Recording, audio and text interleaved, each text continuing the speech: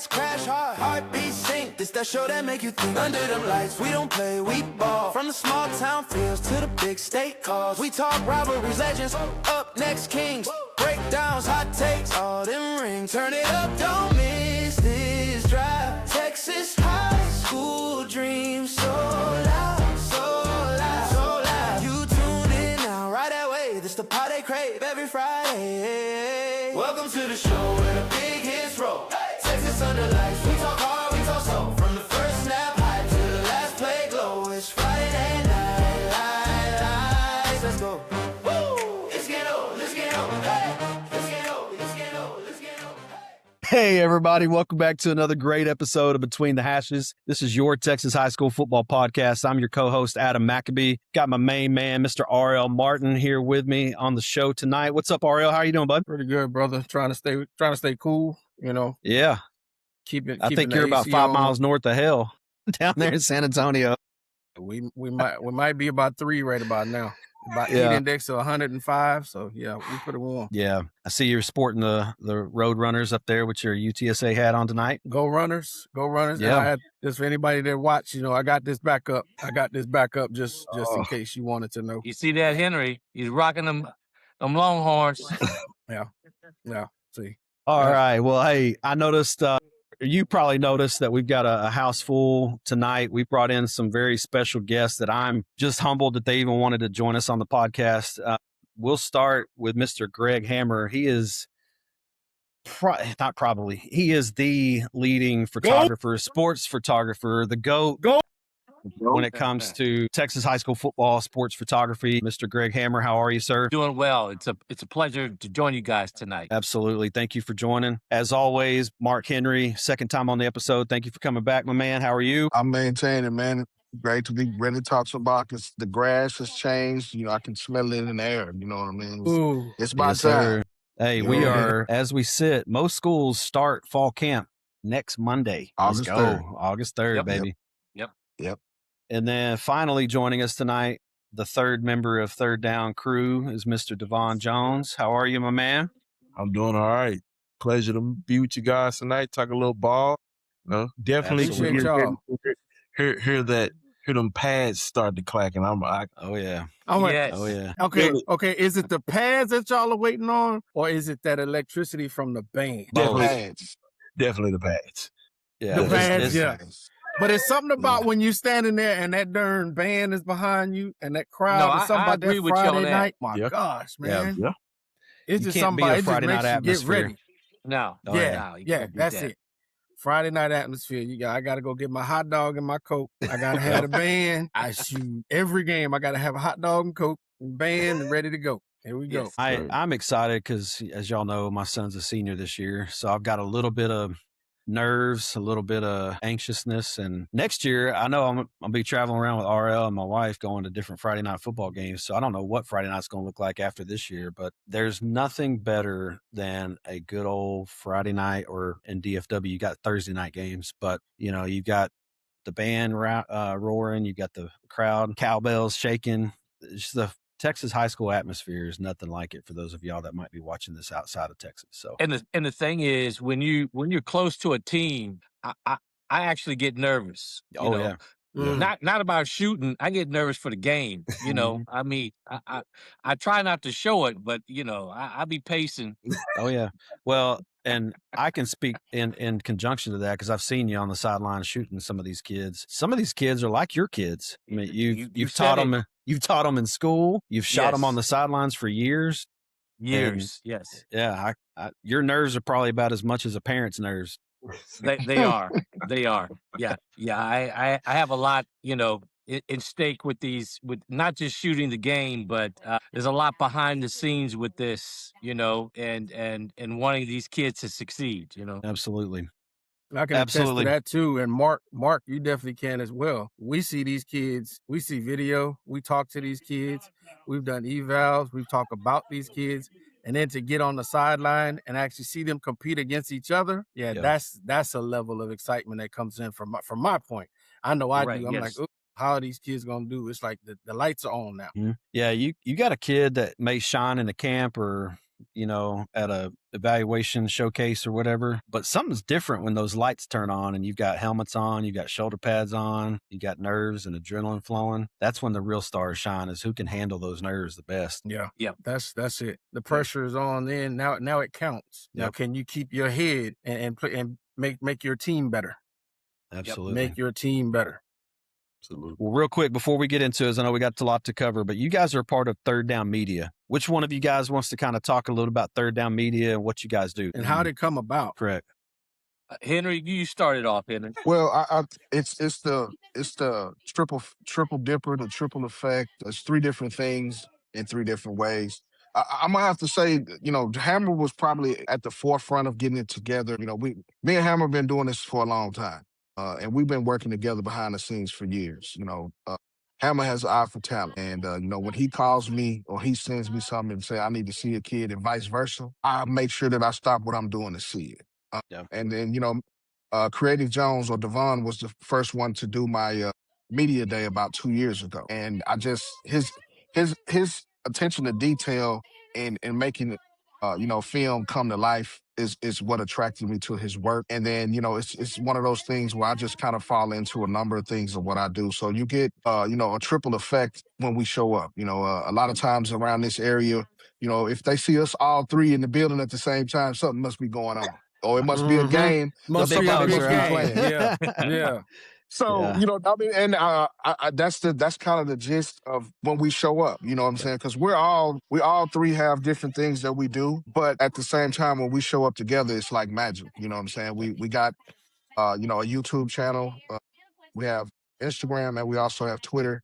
The upcoming season previews, you'll see that starting to come out here in the next couple of weeks. But it's where media matters, and we've been doing media type things for a long time, and we just want to make sure that we give you the best when we show up. You know what I mean? And you can't get any better in the country than when a Hammer shoots it. It's a Hammer shot. You know what it looks like. When you see Jones, you see a video, you know what it looks like. That's Jones' work.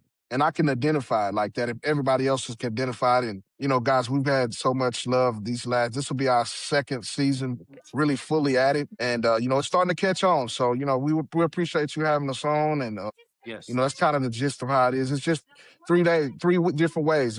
As I usually say, we hit you in the head 3 ways. You know what I'm saying? That's awesome. Well, thank you for that. Let's jump into it. We've got a lot to cover tonight. For those of you guys that have been watching Between the Hashes, we're just like you guys as far as the players and wanting to, bring the best out of these kids. Where you guys kind of focus on the field, we're kind of behind the scenes. We focus on film evaluation. We focus on program highlight.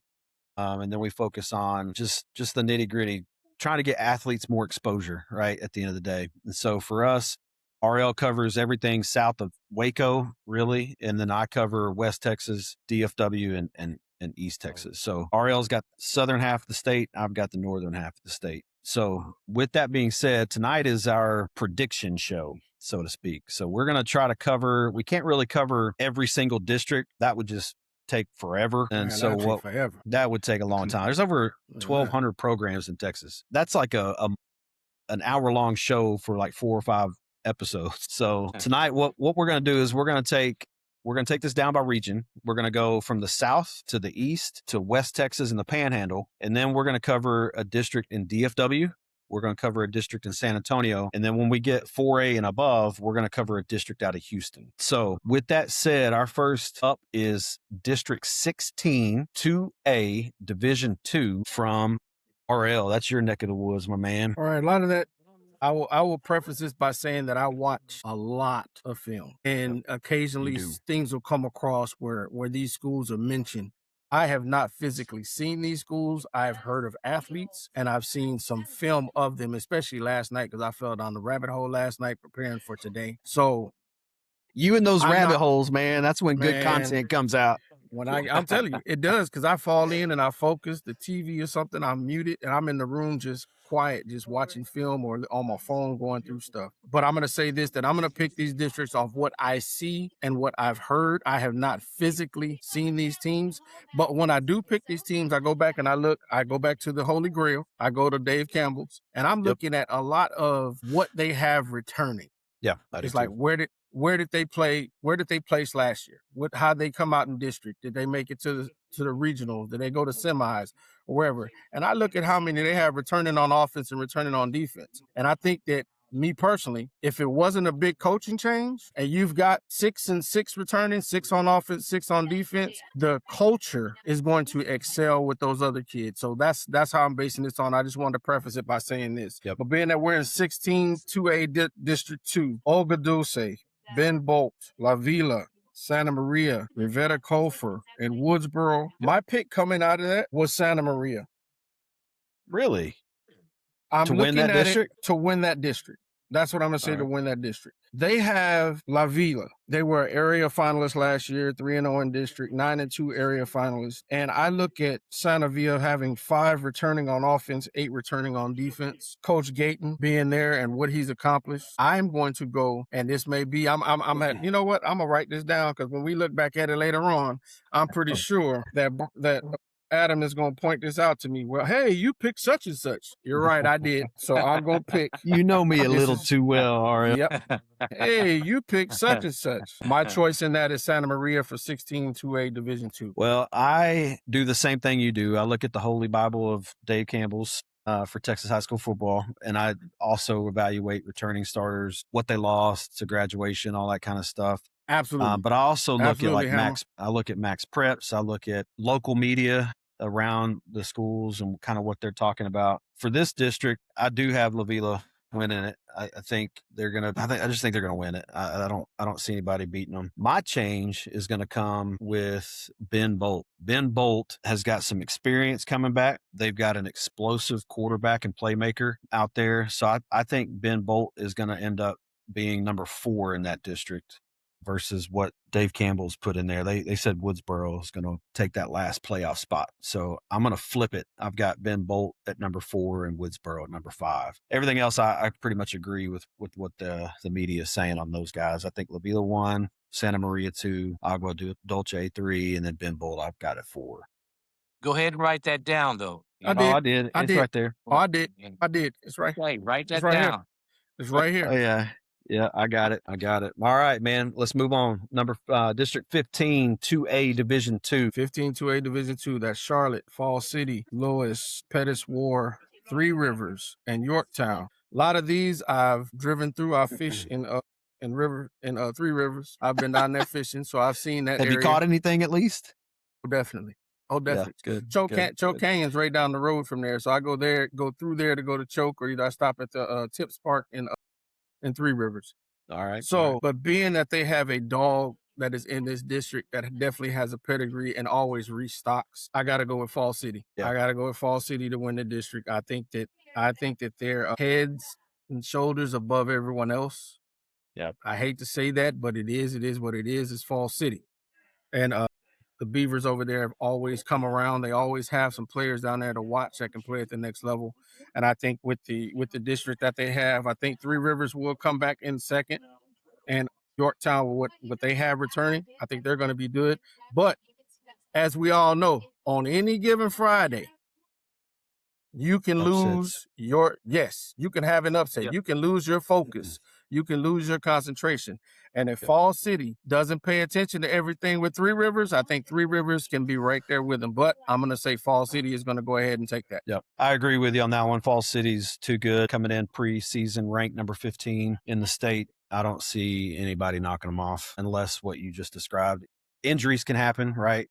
That's right. Any given Friday night, you could lose a key player. And especially in these smaller districts, you're one injury away from changing the whole dynamic of the depth of your team. So, but I think Fall City's going to win that one. Fam, pay attention to Ethan Kahn out of Three Rivers. Pay attention to that. Remember that name, everyone. Ethan Kahn. He's a shifty, quick receiver, and he's a utility player. He's a utility player. Well, for me, I've got Three Rivers or Yorktown. I think I could go either way. You brought it up a minute ago about the experience that Yorktown's bringing back. If that experience pays off, I think that game between Yorktown and Three Rivers could determine who finishes second, third.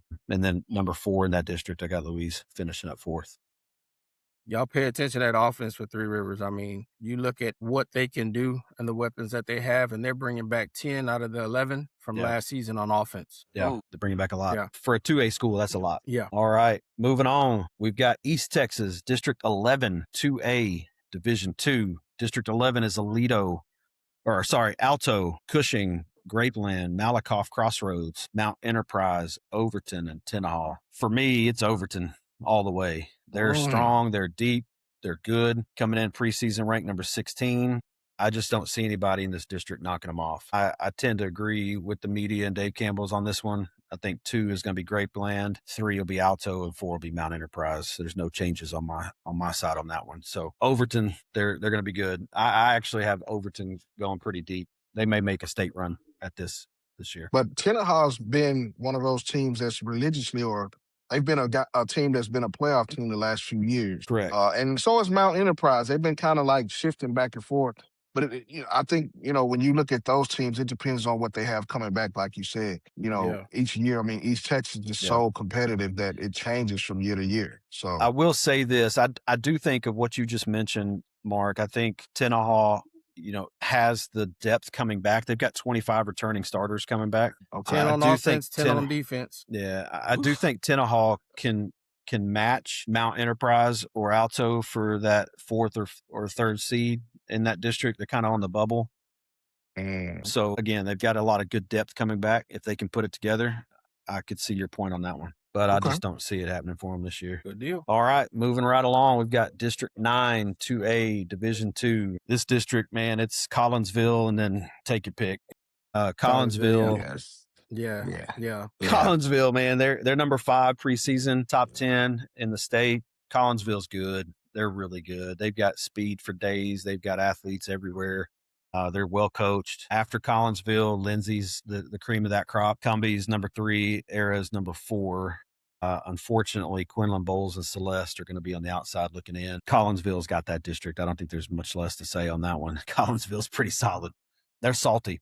All right. Now moving along, we've got West Texas and the Panhandle area. So we're going to be covering District 1, 2A, Division 2. Again, this is where number 1 team in the state, Stratford.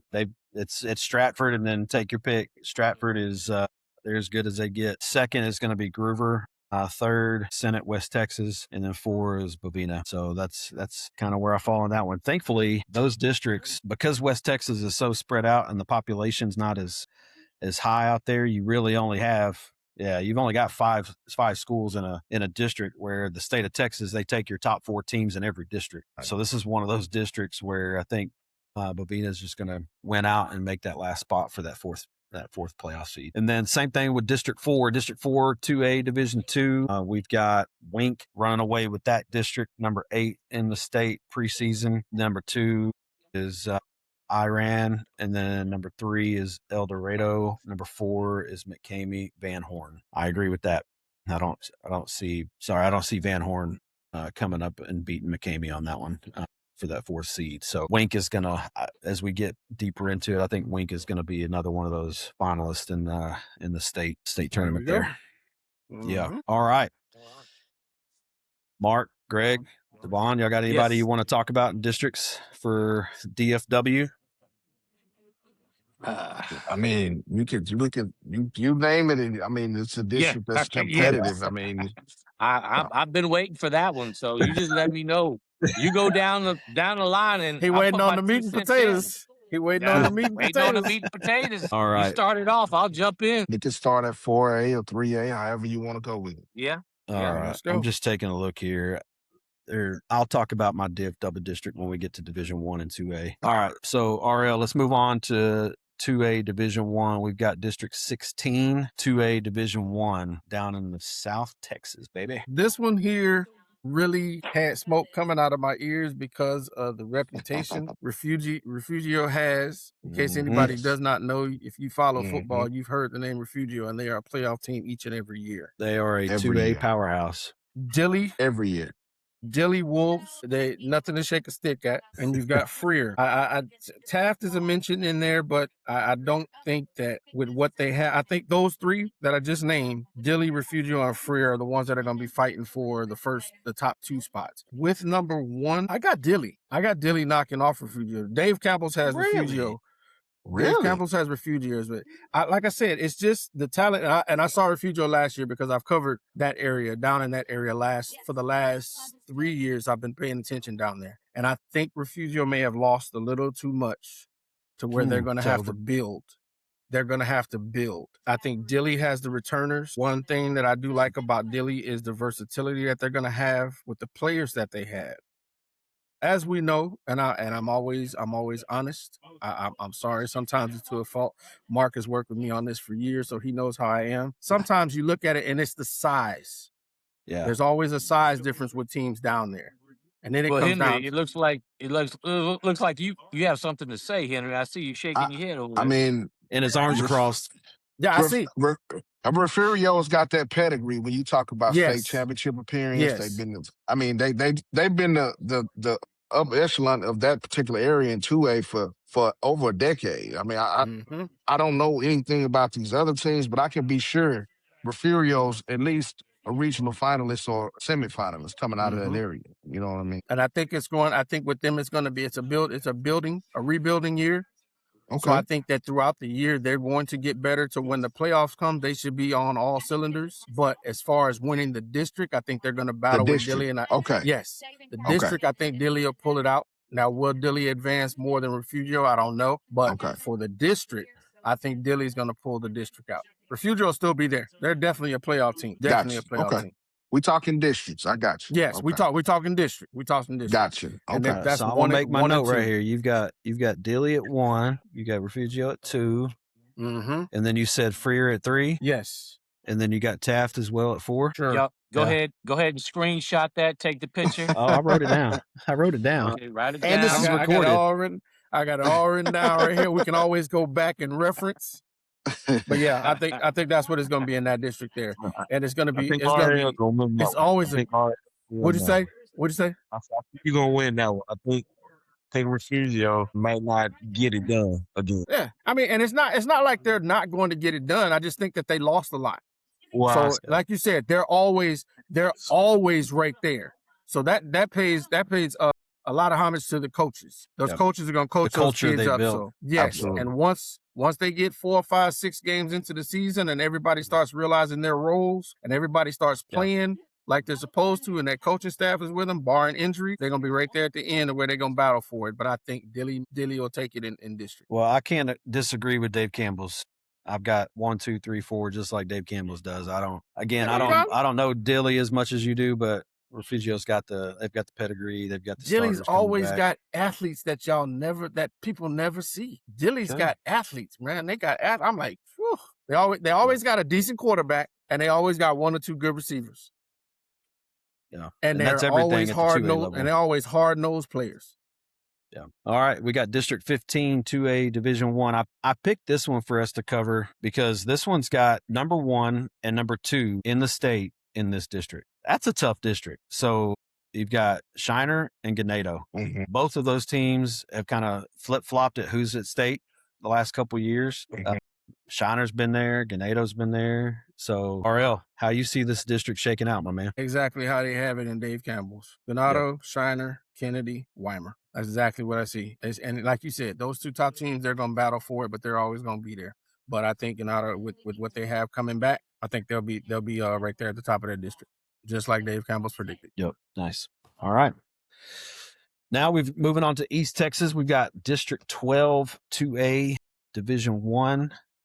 This district has Garrison, Hemp Hill, Joaquin, San Augustine, Shelbyville, and Timpson. You know, Timpson had a really good athlete a couple years back that's playing for the good guys right now. Well, that's to be debated. I'm talking about my guy, Terry Bussey. Hammer Bussey. has begun. It has begun. Yes. Yeah. Now, I'll agree with you about Terry Bussey. I mean, he's a legend there. He's a legend there. Yeah, he was good. And unfortunately, since he's graduated, Timpson's kind of fallen off. I think this year is one of the years that they could potentially break that bubble and get back to the playoffs. But I tend to agree with Dave Campbell's on this one. I think they're just going to be on the outside, just looking in. Sure. I don't see them making the top four. But Joaquin, man, they're powerhouse. They're going to run away. 2 is St. Augustine, Garrison's 3, Shelbyville's 4. Any thoughts or takeaways on that one? Thing that you gotta another nugget that you have to throw in when you start to talk about 2A, 3A, and even sometimes 4As. These kids are playing Ironman football. Yeah. So you're going both ways, and I think that and says special something. teams. And special teams. You know, the quarterback could be the punter. He could be the place kicker. He can He be could the be the deep linebacker. snapper. He Right. can be DB. Right. All in the same game. So the conditioning has to be there for these guys. And I think when you talk about those particular classifications, you have to big up those guys for that, and the coaches for being able to prepare them, because these guys don't get the spring like the 6A schools and the 5A schools around Texas. This is the reason they start August 3rd. They don't get the spring because they don't have the numbers. But you definitely know that they're working out and getting ready. And, you mentioned Timpson, Garrison, Joaquin. This is deep off in East Texas. You know what I mean? Deep in East Texas, like almost lots of Louisiana, talent. East Texas. Right. Yeah, Timpson Like, is I close think to Joaquin Louisiana is border. I think Joaquin is on the border. Right. Yeah. Yeah. So All yeah, right. I definitely like those teams, man. And shout out to all those lower classifications, man. Yep. All right. District 9, 2A Division 1. This is also going to be my DFW district. What? What did you say? Did you say you was what was your listing there for the playoffs? I said I agreed with Dave Campbell's, baby. Oh, okay. I just want to make sure. I went 1, 2, 3, and 4 right down the road. Okay, I don't. My only. Believe me, there will be a conversation later on in the season, especially when we get to 4A here in a minute. Especially when we get to 4A here in a minute. But I think Shelbyville is going to make it. But I think Timpson, again, this is their year that if they're going to come back to the playoffs, they could do it and they could get that 4th spot in that district. Okay, got it. All right. District 9, 2A Division 1. This is also my DFW district, even though a lot of these schools aren't in DFW. A couple of them kind of are. This has got Cooper, Tom Bean, Bogota, Rivercrest, Wolf City, Honey Grove, Trenton, and Whitewright. So where I live in Farmersville, a lot of these schools are just up the road from us. So, but you got Cooper, Bogota, Honey Grove. That's, almost in between Bonham and Paris. So it's kind of out there away from DFW. I'm kind of torn on this one. Cooper is good, but so is Wolf City. The one thing that is going to be a question mark for Wolf City is how are they going to replace their running back? They're a 3-star running back, graduated this last year, went to Kansas State, ran for, I think, 4,000 or 5,000 yards as a high school athlete. That's a lot of production to try to replace. Their quarterback at Wolf City is like 6'8", 230 something pounds. I mean, the dude is tall. Adams. Yeah, he's huge. He is a massive human being back there. You say quarterback? Yeah. Quarterback, 6'8", 235, Noah Adams. Yeah, and he can spin it pretty good. Again, the question mark for me is, can Wolf City replace that running back? If Wolf City can replace that running back, I think Wolf City is going to take that district. I think Cooper comes in 2nd. I think Honey Grove comes in 3rd. And I think Whitewright does come in 4th. However, I've got a lot of friends that live in Tom Bean. Tom Bean, their biggest question mark is quarterback. They just graduated their quarterback from last year. Y'all ever, y'all watch basketball, I'm sure. I'm not a big basketball fan as much as I used to be. But the offensive coordinator at Tom Bean, his whole goal is how fast they can run plays. And as we've all talked about, depth at the 2A level is hard to come by. So when you're running a play every 4, 5, 6 seconds, not only are you tiring out the other team, you're tiring out your team if they're not conditioned. Tom Bean snaps the ball faster than any program below 5A that I've ever seen on film or in person. They are snapping the ball super, super quick. So they've got the skill players. Can they find a quarterback to replace from last year's quarterback in Donnie?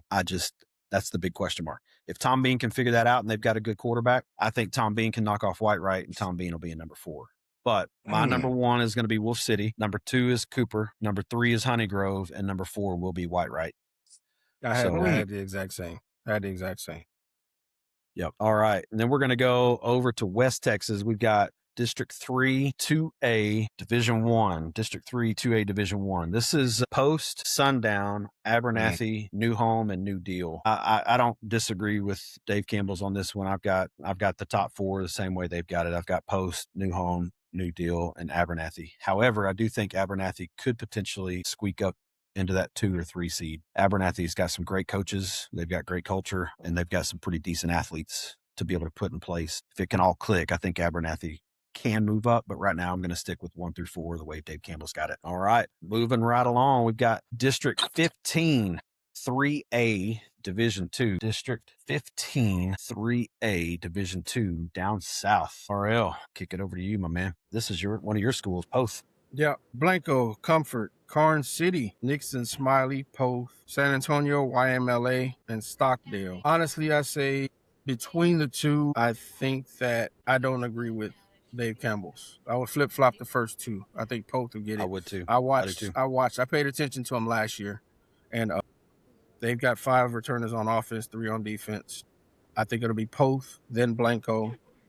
The Stockdale and the Comfort, you can also flip-flop those two if you'd like, but you also cannot count out Karn City. Karn City has been improving over the past few years, so I think that race down there. They also got Nixon Smiley. Nixon Smiley is returning 7 of 8, so I think it'll be Poth, Blanco, Stockdale, Nixon Smiley. Shout out to San Antonio YMLA. That program is on a rebuild. Coach Campos over there got some work on his hands, but I think the things that they're doing, they'll eventually catch on and get it going. So how do you rank Blanco and Poth, since you've got Poth taking the district? Preseason, Blanco is ranked 9 and Poth is ranked 11. Do you have those two flip flop, or would you move Edgewood up and then flip flop Poth and Blanco at 10 and 11, with Edgewood being number 9? Edgewood's where Trevor Golightly's at. The same look that Mark just said. Yep.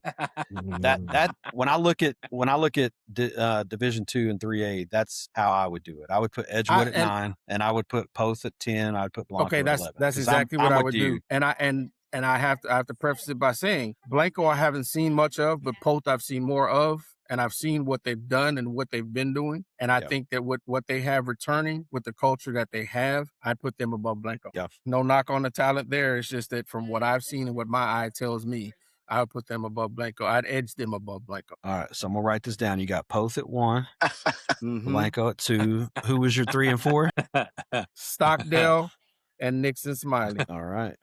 Moving along, we got 14 3A Division 2 coming out of South Texas. 14. I think this is the longest I kept my mouth shut, man. I'm just. Hey, there is a first time for everything, Hammer. Is that a good thing? Because when the meat and potatoes come up, are we gonna be able to talk? Shut me up, man. Are we gonna be able to talk then? Probably not when we get to the bigger boys, especially DFW. Okay, we're going 14 3A, correct? Yeah, 14 3A 14 Division 3A 2. Division 2. Feel like we should be playing the Jeopardy theme song right now. This is the same look that I had last night when I was looking this over, and I'm gonna show y'all exactly what I did when I was in my office and I was looking at this district, and I looked at Tidehaven and I looked at East Bernard. Yep. This is a tough district, man. Because Tidehaven is back like this, number 3, East Bernard is number 5. I just wanted to flip a coin. But like I said before, I got to look at returners. And East Bernard, 10 and 5 state finalists. This is just last year. 5 and 1 in district. Tidehaven, 4 and 7 returners. 13 and 1 regional finalists. 6 and 0 in district. I can tell you right now, I had written down Tidehaven to win that district out. Okay, I'm flipping. I've got them. I've got East Bernard at 1. And I'm not mad at it. I'm definitely not mad at it. I'm not mad at that at all. It's just from what I've seen and from what they have and what they're returning, I think that it's a bad taste in their mouths, and I think they're going to go for it this year, and I think Tidehaven will knock them out. But that is what I have. I have Tidehaven to win that one. Who do you got in 3 and 4? East Bernard is 2. I did go with Vanderbilt, number 3. And will it be? Yeah, I think it'll stay the same. I think Wallace will be number 4. Yeah, I'm right there with you, but I flipped 1 and 2. I got Tidehaven finished 2nd, East Bernard finishing 1st. Got it. All right. Let me get back over to my notes here. All right. So we're staying in Division 2, 3A. Now we're going to move over to East Texas. We've got District 9, 3A, Division 2. This is going to be Dangerfield, DeKalb, Hooks, New Boston. Dangerfield, they're historically, they're Dangerfield. They're They're historically, Dangerfield. Yeah, and I think Dangerfield may be back. I think they're going to make a absolutely. deep run this year. I think DeKalb, the game between Dangerfield and DeKalb will be a good one. I just don't think DeKalb's got enough to overtake Dangerfield for that district. So I will stick with 1 through 4 the exact same way that Dave Campbell's has it. I've got Dangerfield, DeKalb, Hooks, and New Boston finishing 4th. And that is Northeast Texas. Right. That's up by Texarkana. Those teams up there, man, there's a lot of talent out in that area. A lot of talent, A especially lot in of talent. Dangerfield, New Boston. You know, that's Hooks. in that Texarkana, far East Texas. You know, Hooks is literally like on the outskirts of Texarkana. Right. Yeah. Lots of Friday night stuff goes on over there. Like good football. Yep. All right. Next up is District 10, 3A Division 2. This one is New Diana, Trope, Jefferson, Winona, Arp, and New London, West Rusk. Trope, we get a lot of those Tyler kids moving out to Trope to get away from the Tyler traffic and the Tyler, metropolitan area. Troop has historically been a good one in East Texas. I don't see anybody knocking them off. I think Not so fast, my friend. Wait, all right. There we go. Let's go. There we go. Jefferson has been consistent the last couple of years. Made deep playoff runs, scratching the surface at state. They got some seniors. And here's my thing with Jefferson. Jefferson has 26 returning starters. Absolutely. So they've got experience coming back. Right. But it's Trope. So I think we talked about it at the beginning of the show. You've got talent and returners that have been a part of the culture, but you've got Trope that's had the culture for how many years now? Over a decade. Yeah. Over a decade. So I think that longevity with their 18 returning starters trumps what Jefferson's building. Not to take away from Jefferson. Again, you've got a lot of returning talent, but they just haven't been able to break that cap. What's your take on it there, fam?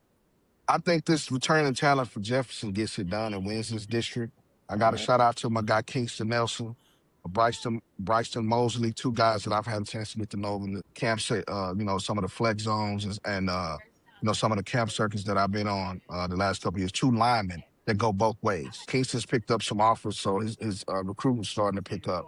And then they got some talent, man. Chance Washington, 6'2", 185. Tomlinson, linebacker. I mean, they got some dudes over there. When you talk about Troop outside of Tyler, outside like White House, Lindale, all of those particular areas tend to get these kids. When you start to talk about Chapel Hill, Tyler High. They don't call it Tyler Lee anymore, but all of those particular areas, I spend a lot of time in Tyler. But I think that Jefferson gets it done. I mean, my guys go out with a bang at seniors, Kingston Nelson and company. So I like Jefferson's chances. They've been on the cusp. They've been 4 rounds the last couple of years with this particular group. You think this is the year they get it done? I think this is the year they get it done. I mean, that's a game we might have to pull up and see in person when they play each other. That'd be a good one. Yeah, that'd be a good one. Yeah. That'd be a good one. Be a good one. Right. You heard it here first. Third down crew. Absolutely. All right. Moving along. We've got 3A Division 2. We're going to move out to West Texas in the Panhandle. We've got District 2. District 2 is Idalou, Lubbock, Roosevelt, Slayton, Littlefield, and Muleshoe. Idalou comes into this season, ranked 4 in the state preseason ranking. Idalou's the real deal. I don't see anybody knocking them off. I think 2, 3, 4. I agree that those teams are there in the playoffs come November, but it's who do you put at 2, 3, and 4? I think Dave Campbell's, you can't really disagree with them, but you could also make a case for Littlefield to finish 2. You can make a case for Muleshoe to finish 2.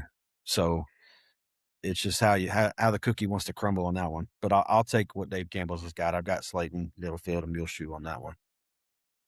Sounds good.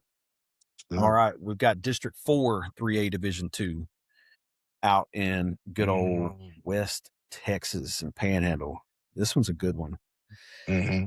This one's got some powerhouses. We'll get to it in a second. We've got Merkel, Breckenridge, Henrietta, Wichita Falls, City View, and then Jacksboro and Holiday. Jacksboro and Holiday are 2 of the names in 3A Division 2 that you normally hear making deep playoff runs. Because Gunter has been in 3A Division 2 for so long, Gunter has been the nemesis keeping Holiday yes. and really Jacksboro. A couple years ago, Jacksboro had a tight end Last name is Cannon Valenzuela. He's up at Colorado State right now. That was the year I think Jacksboro, if anybody was going to knock off Gunter, it was going to be Jacksboro in that year, and they just couldn't get it done. Now the Gunners moved up. I think this is the year Jacksboro can do it. Jacksboro's good. I've got this one flipped. I've got Jacksboro 1, I've got Holiday 2, and then I've got Henrietta 3 and Wichita Falls City View 4. I like wouldn't count out Jacksonville. Wichita Falls City View. They always have that talent up in Wichita Falls. Yeah. That could be a sleeper. Okay. All I right. like the sleeper. I like the sleeper. Yeah. So you think City View can challenge Jacksboro or Holiday?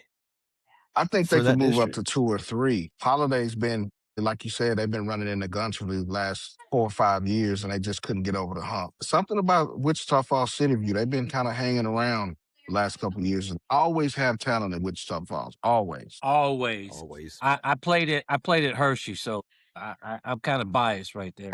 Absolutely. So for City View to finish second, they're going to have to knock off in my order. They're going to have to knock off Holiday.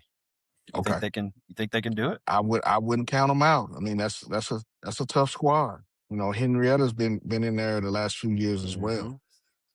Yep. I mean, I wouldn't count City View out though. I wouldn't count them out. All right. Sound like a good district. Definitely. All right. We're going to go DFW 3A Division 2. I've got Bells, Blue Ridge, Leonard, Callisburg, Howe, SNS Consolidated, and Valley Views District. That's District 7, 3A Division 2. The reason why I picked this one is because I'm really good friends with the head coach at Blue Ridge. He was the quarterback's coach in Melissa, my son's freshman year. When we moved to Farmersville, he got the job at Blue Ridge. And for the last 3 years, this will be the third year, my son has played his old coach to start the year. Blue Ridge is good. Coach Russell is good. Ever since Coach Russell has taken over that program, before Coach Russell got there, Blue Ridge was the butt of everybody's jokes. They had a hard time winning, much less even being in the talk of a district championship. The first 2 years, Blue Ridge had a quarterback because Coach Russell likes to throw the ball around the yard a lot. He's a quarterback-friendly system. This year, if what I'm hearing and what I'm seeing is true, they're going to have a sophomore starting at quarterback, which, again, Coach Russell, I think we talked about this in an episode previous. Coaching makes all the difference when it comes to inexperienced players. Absolutely. I think Coach Russell is the coach that if he can get this young sophomore into district, I do not see Bells winning that district. I've got Blue Ridge winning that district. I've got Bells finishing actually third. I've got Leonard coming in second. And I've got Bells coming in third with Callisburg coming in fourth. Leonard surprised everybody last year. They went, I think, 3 or 4 rounds deep in the playoffs. They ended up knocking off Blue Ridge in the playoffs last year after Blue Ridge beat them in the regular season. Regional finals. Yep. It was a regional finals. Yep. That was a good game. Bells has lost a lot. They're still, running that wing T offense up there. I think we play on week 3 in this year. They're very disciplined. I just don't see them winning the district. I think Coach Russell, now that Gunter's out of this region and out of this district and they don't have to fight Gunter for a state title, I'm just going to go ahead and say it right now. I think Blue Ridge, I think they make it to December. I don't know. Okay. I'm going to hold this off till we get to the prediction show.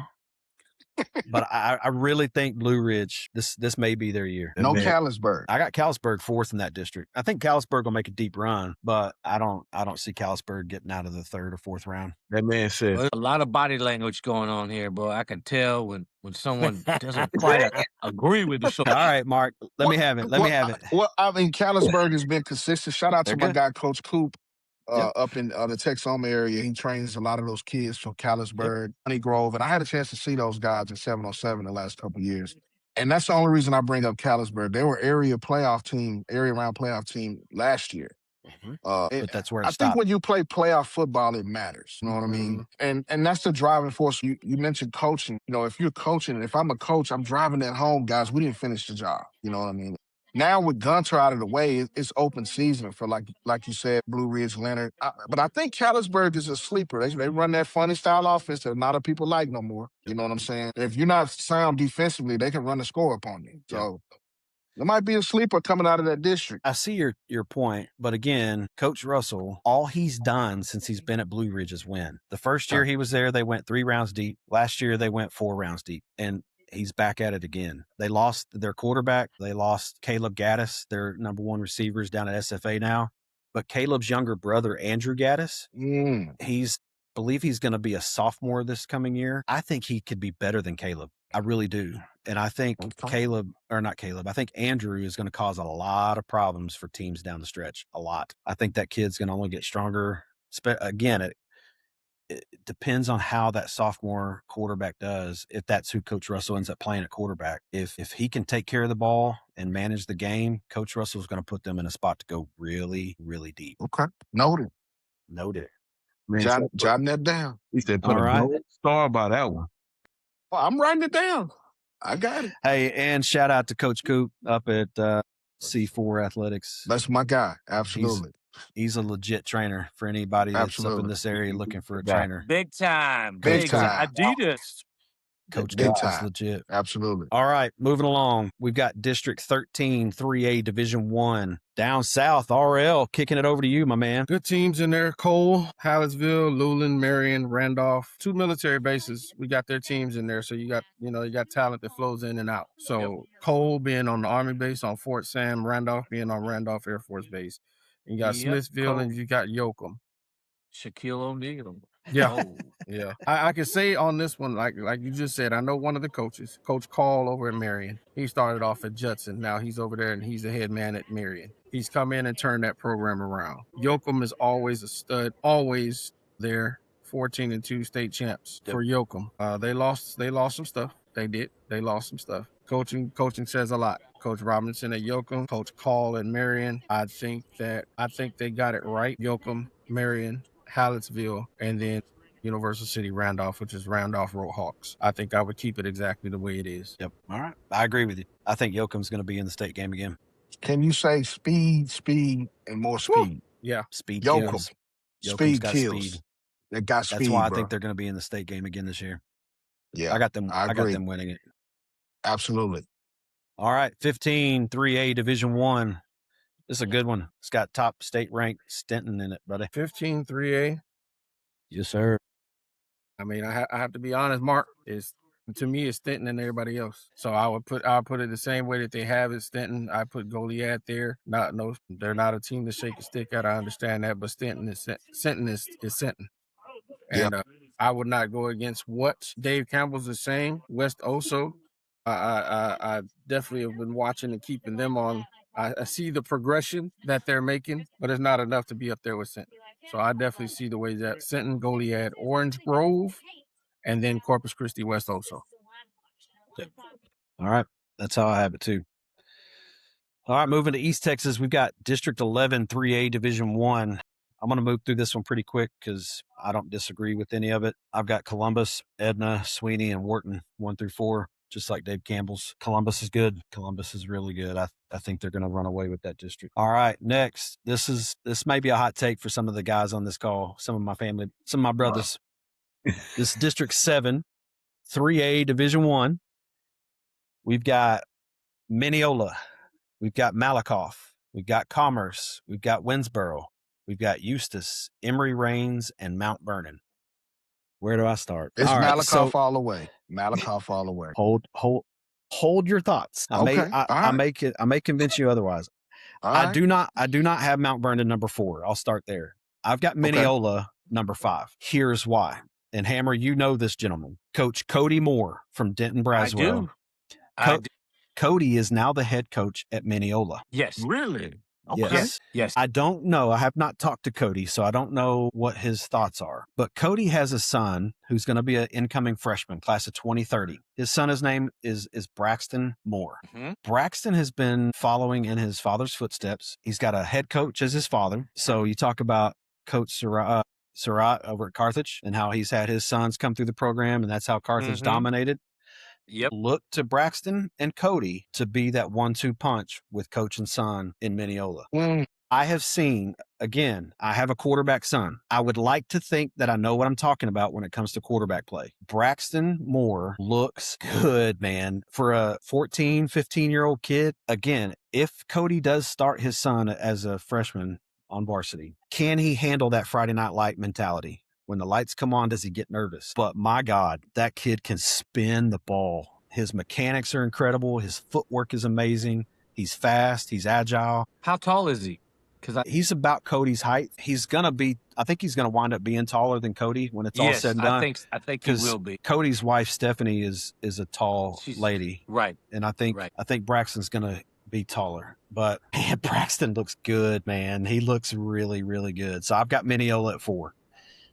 I've got Winsboro at 3. I've got Malakoff at 2. And I've got Commerce at 1. Here's why. Again, it goes back to quarterback play. Malakoff is historical at running back and having a stable horse of running backs. Let me tell you, I saw this firsthand last year and the year before. We played Commerce in non-district. Last year, Commerce, and they're all coming back. They have a stable of backfield talent led by their quarterback, Aiden Brown. Aiden Brown single-handedly beat us last year in that game. And he went on to make a deep run in the playoffs. I think they went 3 rounds, maybe 4 rounds deep in the playoffs. Aiden last year was just learning how to play the position. This dude is an athlete that can throw it. He can run it. And let me tell you, he might be the smartest quarterback IQ-wise that I've seen to run that type of offense. They run a spread offense. They run a lot of RPO. They run a lot of, QB read, QB run, where the QB can run it or he can throw it. It's not necessarily a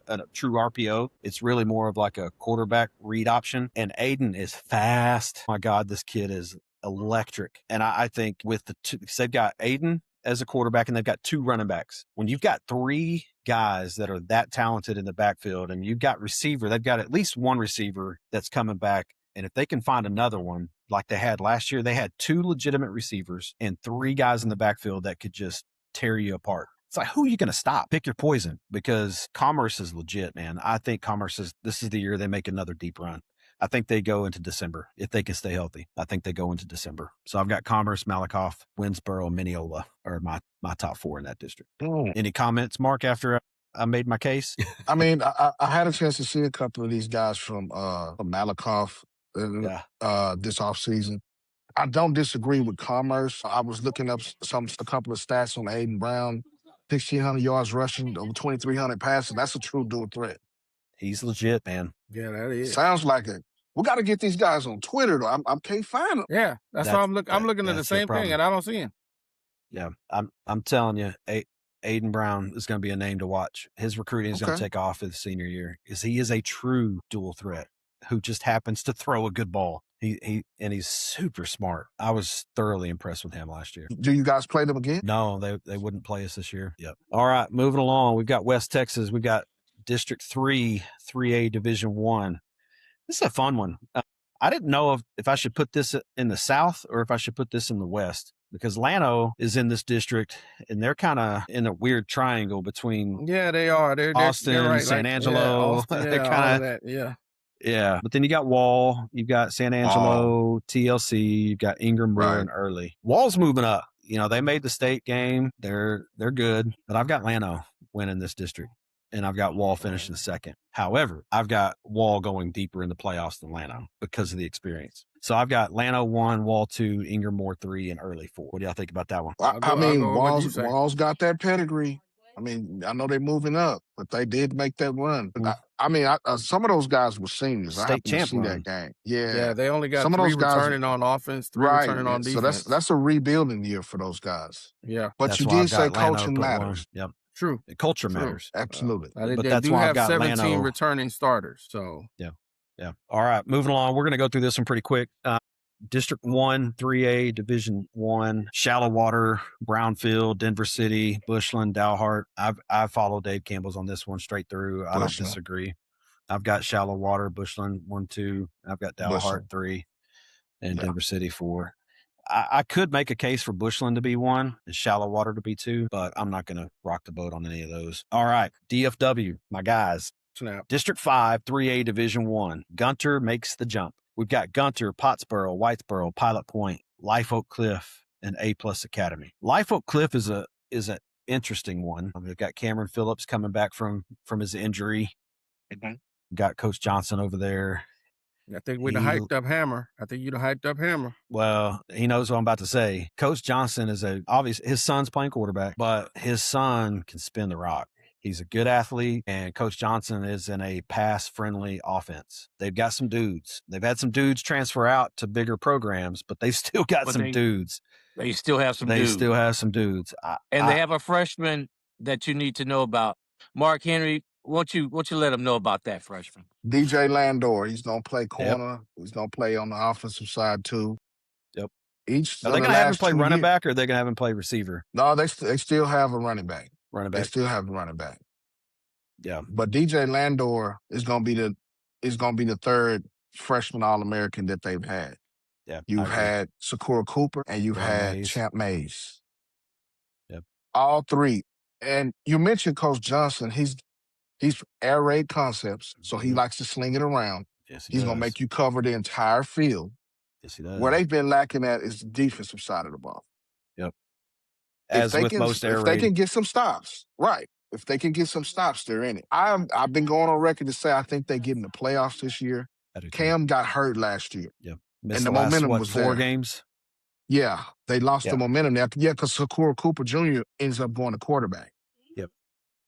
And has, a monster year, but they just came up a win short. But let's not make any bones about this. This is Gunter's district to lose. Yes. This is their district. But Whitesboro and Pottsboro will be competitive at Pilot Point, but I like Pottsboro's pre-district number 19, I think. Pottsboro's legit. Pottsboro's Absolutely legit. That's another team we play non-district. This is a district that maybe not, if you want to say DFW, that people are not talking about. Yeah. And the only change that I have on this one is Pilot Point. I don't have Pilot Point making it. I've got Life Oak Cliff making it. Yeah. I think if everything goes the same, because you got to remember when Cam was a freshman, they almost made it then. They were a game away. Last year, even with him getting injured, they were a game away. Yep. So this has been building. That class that Cam and those guys came in with, Speedy, the running back you're talking about, it's the trenches that we got to fix. And Coach Johnson knows this. We've talked about this. You got the pieces to do it. But remember the name DJ Landor. He's going to be a guy who's already got offers, Florida State, UTSA, coming in as a 2030. Yeah. I have this schedule. Now, I don't know if I'm going to, it's a puzzle to try to get to all these games, but I definitely looked at Gunner is going down and playing at Oak Cliff Life. So I looked at this and I said, man, I hope it's on a Thursday night because I would be there, but it's on a Friday night. Yep. But I definitely have it circled because it's an important game that I would be interested in. Yep. Absolutely. Yep. All right. Now we get to my favorite, which is 4A Division 2. We're going to move to South. We're going to go District 13, 4A Division 2, RL. What you got, my man? 13, 4A Division 2, Brownwood, Canali, Gatesville, La Vega, Robinsons, Salado. I think La Vega continues. I do agree with La Vega. Then Robinson, Brownwood, and Salado. I think that one there would be a toss-up. I'll stick with what Dave Campbell says and go with the order they have: La Vega, Robinson, Brownwood, and Salado. Again, for me, it comes down to quarterback play. Mm-hmm. I know what you're about to say. Yep, Bryce. I know Bryce McCurdy. I knew it. Yeah, he's good. He exploded on the scene last year.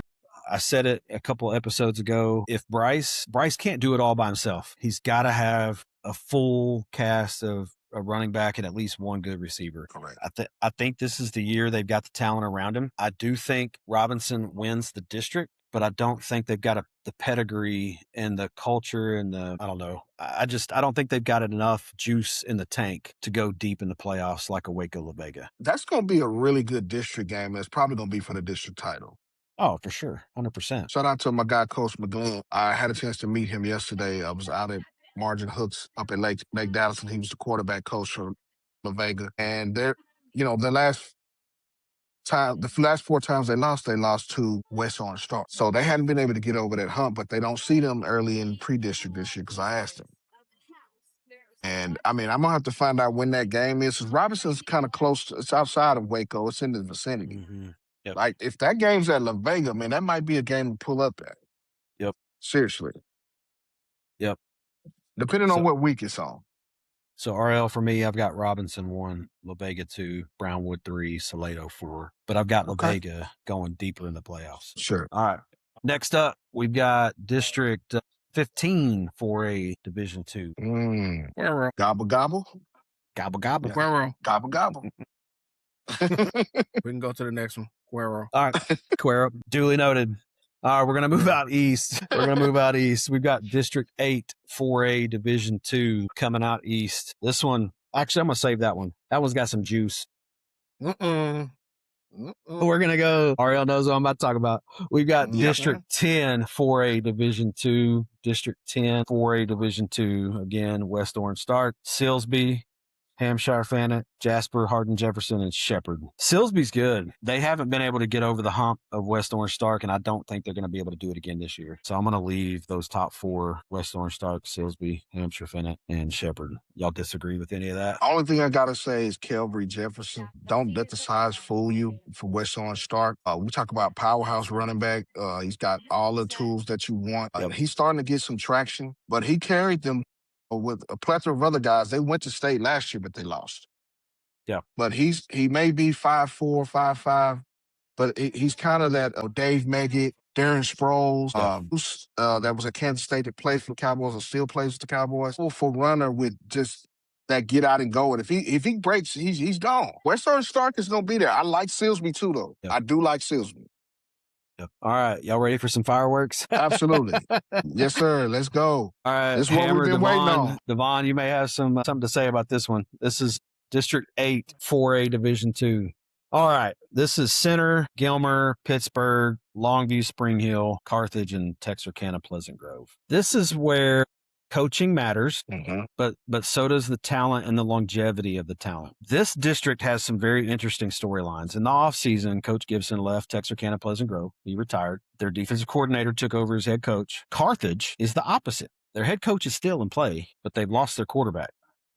Now, Carthage is Carthage. Because I have a kid that plays in 4A Division 2, I watch, especially up in this part of the area, because our district historically, the last 2 years, especially this year, our district will play this district first round. So I've kept a close eye on these teams for the last 3 years. Carthage has a good JV squad. I don't think they've got the quarterback to run Coach's system the way that Jet did the last couple of years. And I've got Pleasant Grove finishing number 1 in this district.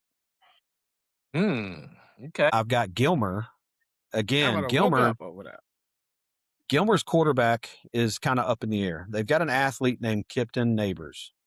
Kipton can spin the rock. He's an incredible athlete. There's a gentleman at Frisco Lone Star named Carice Hoyt that we've talked about before. Right. He's a younger version of Carice. Oh, wow. Yeah. Kid can play receiver, can play running back, can play tight end, can play quarterback, can play safety, can play DB, can play linebacker, defensive end. You put this kid anywhere on the field, he's going to cause havoc. If Gilmer, in my opinion, if they put him at quarterback, I think because Gilmer's got the talent at the receiving core and running back, they've got that left tackle. That's the French freak. He's the number 1 offensive lineman in the nation, going to University of Texas. University of Texas. Show him again, Mark. All right. Here's my deal with Carthage. Carthage lost their quarterback. Carthage lost their running back. Carthage lost a receiver. They lost both of their stud linebackers, and they've lost their pedigree. They lost pedigree. I mean, how many state champions? I understand that. And I also understand that kids move into Carthage from all over that part of East Texas and Louisiana to come play for Carthage. I understand that. I get it. But that is a ton of talent and production to replace in a short amount of time. If I've got Gilmer at second and I've got Carthage at third. So Pleasant Grove 1, Gilmer second, Carthage third, and I've actually got Pittsburgh in 4th. I don't know Spring Hill at number 4. So let me run that down again, and then we'll open it up for discussion because I know RL's taking notes over there. Number 1 is Pleasant Grove. Number 2 is Gilmer. Number 3 is Carthage, and number 4 is Pittsburgh. Pittsburgh. Yep. when I've talked to some of my coaching friends up in this area, a lot of my coaching buddies think center has historically been good and has historically grabbed that fourth spot, but center was also in a different district. I agree. I don't think center is going to be in the top 4. I don't even think they're going to come close to being in the top 4, but I think Pittsburgh's going to edge off Spring Hill. Longview, Spring Hill. No, I think Pittsburgh's going to get it. Again, I know I'm basing this on a lot of what ifs, but the talent in Gilmer is there. No question. Yeah, absolutely. It's just how are they going to put those pieces in play to make that jump over a Pleasant Grove and a Carthage? I don't think anybody's making a jump over Pleasant Grove. Pleasant Grove's got athletes for days. They've got the trenches figured out. Their quarterback, Colt Yancey, he's a good friend of Levi's. They're really good buddies. Colt is an incredible quarterback. Absolutely. Big kid, athletic, can spin the ball, can run the ball. Everything. I don't see anybody beating Pleasant Grove in that district. I don't. So here's the thing. Pleasant Grove had Carthage on the ropes last year up in McKinney. All the way. They were winning this football game until and all those kids are coming back. All those kids are coming back. And Carthage lost all those kids. All those kids that took Pleasant Grove to the edge, all those kids are gone. They're all playing at the next level. Absolutely. You've got to replace all of that in 9 weeks. It's Carthage, though. Replace it in 9 weeks.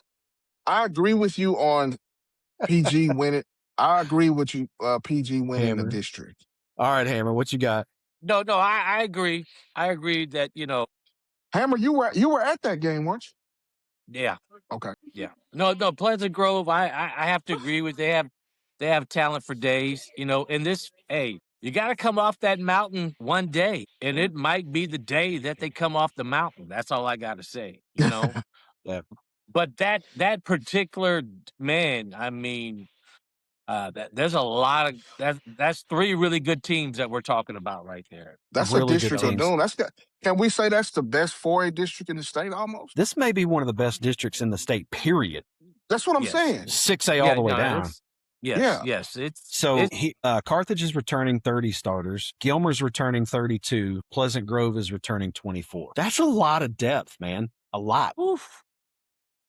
But I go back to the fact that you're having to replace your quarterback, your running back, your 2 stud linebackers, your wide receiver, your safety. That's a lot of experience to replace. And most of those kids were 3-year starters. Tell me I'm wrong. I want somebody to try to convince me I'm wrong. I think you'll see these 2 teams, Carthage and PG, meet again. They play twice next year, this coming season. I mean, they play twice again, and they, it's been a toss-up. Carthage has got them the last 2 times, even at the game over in Longview. That was packed out. This time they came up to DFW last year. And I think Gilmer's in there. I like your Pittsburgh pick, though. Yeah. I like that. And Pittsburgh's returning 18 starters. Spring Hill's returning 18. Center's returning 16. Absolutely. I think Pittsburgh, they're in that triangle of Pleasant Grove, Gilmer. They see each other all the time. They're beating up on each other. Off season, I'm sure they work out together like some of the schools around here do. Sure. So anyway, that's my take on that. I agree. Finally. No, I have to agree with you on that one too. I think PG wins that district, but I think Carthage will be a strong set. I do too, and I at the end of the day, I do too. But I go back to Gilmer's talent at the offensive line, defensive line. Always. Yep.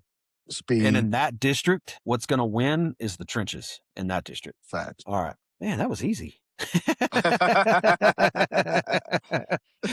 All right, we're going to move out to West Texas. We've got District 4, 4A Division 2 out in West Texas. This is going to be Brock, Burke Burnett, Bridgeport, Graham, Mineral Wells, and Iowa Park. Brock. I mean, we can move on. I think that whole region is Brock. I mean, they're loaded. And they lost to Carthage on their way to state last year. Coach Mathis was and it was a close game, too. Coach. Yeah. And it was close. Yeah. And they've got their returning quarterback, Holt. They got him. Holt Frazier. Yeah. He's pretty good. They've got talent in the trenches for days, man. And their backups are just as good as their starters. Brian McDonald, running back. Hayden Waller, the linebacker. Big-time prospect, the linebacker. Yep. All right. Yeah, that whole region, you don't have to spend a lot of time on that because it's Brock all the way until they face whoever comes out of Region 2. Yep. All right, District 3, 4A Division 2 is Borger, Perryton, Lubbock, Estacado, Lubbock Liberty, and Lebanon. I'm going to go with Dave Campbell's on this one. Yeah, it's both Lubbock schools, 1 and 2. Yeah. Kind of pick which one you want. I don't think you could go wrong, but I will take Liberty over Estacado. And then I've got Loveland and Perryton finishing it out. All right, now we're going to come to DFW. I've got to cover our district. I wouldn't be doing my due diligence if I didn't cover our district. So our district is, I got to remember the name of it. I keep forgetting. Let's see. I think we are we're 7. District 7, 4A, Division 2. This has got Bonham, Wills Point, Paris, North Lamar, us at Farmersville, Sunnyvale, and Quinlan Ford. This is Sunnyvale all the way. Dad biased aside, this is Sunnyvale all the way. This is Sunnyvale. Listen, Sunnyvale may have the deepest roster in the state. They're returning 45 lettermen are coming back. 45. I did not mistake that. 45. They are returning, I want to say 9 starters on offense and 10 starters on defense. I love Case and Moppin. My son and Kaysen are good buddies. They talk quite a bit. But outside of Kaysen, they've got a tight end, Grayson Smith. Are y'all familiar with him? 6'4", 215, 220. Committed to Air Force, I believe. Yeah. Kid had a ton of Division I Power 4 offers. That kid is what makes Kaysen Moppin go. They're good. You talk about a dynamic duo, Kaysen Moppin and Grayson Smith. They're good. They're really good. Where I disagree with Dave Campbell's, and again, taking my dad bias off, Quinlan Ford is who Dave Campbell's lists at second. And they may be listing them at second because of our defensive struggles last year. I think we've got that fixed. We've got a new defensive coordinator that just came in, doing a lot of good things, putting kids in different places, fixing some things. Quinlan Ford, they run that wing T. And it takes a special kid. We talked about it before we recorded the show, but it takes a special quarterback to run that offense. It takes a smart quarterback. You've got tons of options in that wing T. Quinlan Ford lost that quarterback last year with Peyton Wallen going up to Minnesota to play college ball. I don't see Quinlan Ford keeping up with Farmersville's high-powered offense. Even with our defensive struggles, we average 40, 45 points a game for the last 2 years since we've been here. I don't see our offense struggling this year, so I don't think Quinlan Ford can stop us. I've got Farmersville finishing second because of that, and I've got Quinlan Ford finishing third. And then it really is kind of a crapshoot on what you want to do with Wills Point, North Lamar, Bonham. The only reason why I would put Bonham in 4 is because they've got Coach Ford as their new head coach who came over from Salina. Coach Ford is as solid as they come. Great dude, great culture builder. He's a great builder of men. He knows how to coach. They've got the talent. And I think Bonham could potentially, in Coach Ford's first year, with how evenly matched those bottom 3 teams are, I think Bonham can come out on top in those bottom 3 teams and finish number 4. So here's the question, and you talked about this a little earlier with 7 and 8 matching up. So for you guys, you got to finish in that top 2 to kind of not get to Carthage or not get to But even if PG you finish in the round. top 2, you're going to have to face number 3 in that district, which district could be Carthage, Gilmer. Pleasant Grove, or Gilmer. Could be. Pittsburgh. Yeah. Okay. Yeah. Okay. I don't think Pittsburgh is going to. The top 3 is Carthage, Pleasant Grove, Gilmer. Right. Those are the top 3. So you're going to see one of those 3 is what you're saying. If we finish second, which I firmly believe we will, we're going to face one of those 3. And the first time we played Pleasant Grove in the playoffs in the second round, Levi's sophomore year, that was a bloodbath. Man, Pleasant Grove dominated us from the first snap of the game. Sure. So I want nothing to do with Pleasant Grove.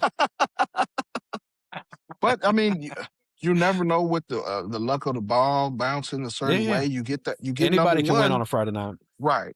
And then who?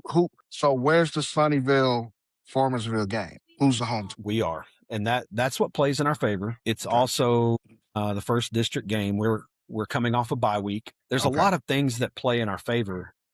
45 returning lettermen. I don't care who you are or how. That's a ton of depth. That's a lot, man. Yeah.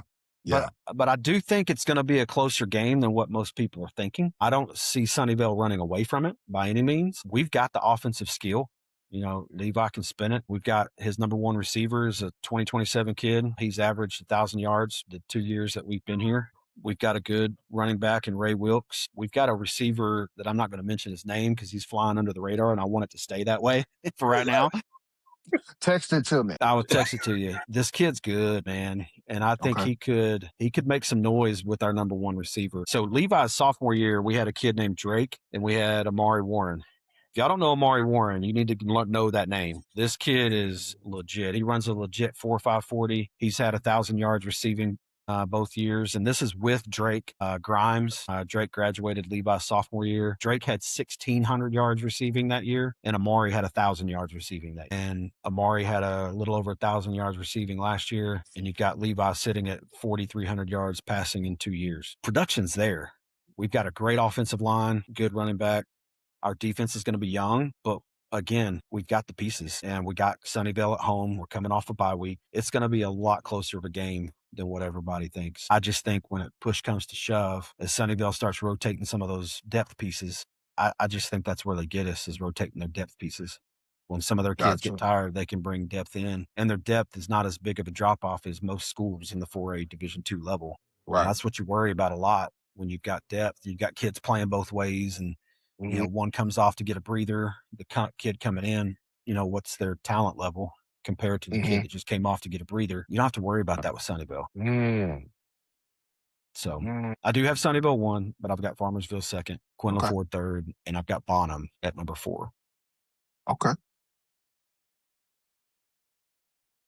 What do y'all think about that? Y'all think Farmersville can take off Sunnyvale? I mean, Sunnyvale's that 4A East Texas team that just kind of wins. You know, Farmersville has been putting up big numbers offensively the last 2 years. So it's going to be, I think it's going to come down to special teams. I mean, it's kind of a toss-up. Yep. You know what I mean? On Friday night, you know, it's probably going to be in October. Hopefully it's cooled off a little bit.